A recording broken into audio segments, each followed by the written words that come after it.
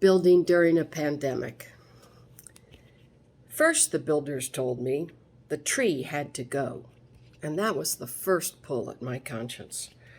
True, it was a walnut tree that every 2 years spray painted my lawn with these green and oily orbs that also threatened to trip me or snap my ankle.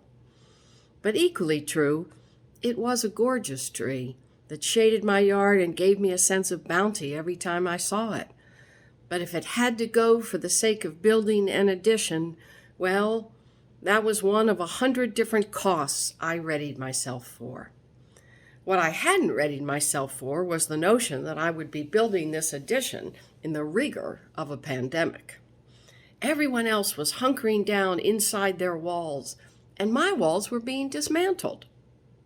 The process of losing touch with people made me get close up and personal with my own space.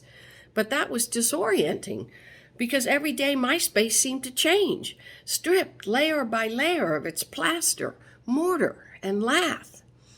The same 3 gentlemen showed up every morning promptly at 8 o'clock, dressed in their carpenter and tear-out clothes.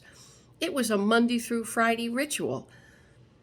One day, it occurred to me, my house was undergoing psychotherapy. Finally, I decided to take it as a metaphor and stop fussing so much with the dust, the banging, the splinters, and post. Even the newly placed outdoor porta potty seemed dedicated to the ritual of no one being able to share a bathroom.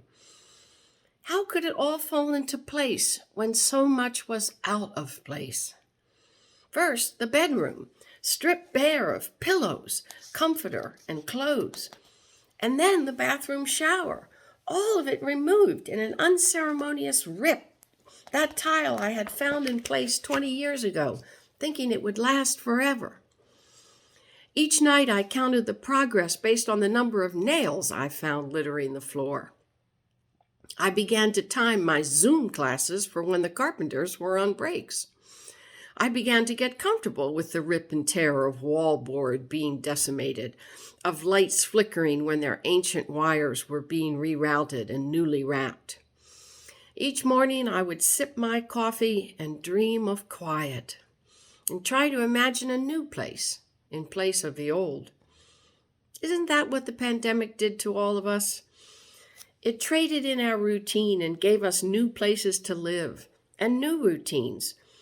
And, well, not exactly new friends, but Zoom friends.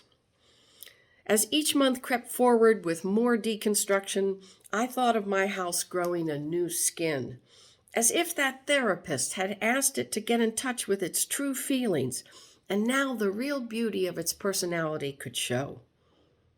Who am I kidding? This is what a pandemic does to you. It convinces you that your house is a living, breathing entity with a subconscious all its own. Finally, when the work was completed and we were all comfortable wearing masks and the pandemic was still raging, July 2020, I was sorry to see them go. I had to get used to the new normal in the house. The downstairs bedroom, a more luxurious shower than I had ever owned before.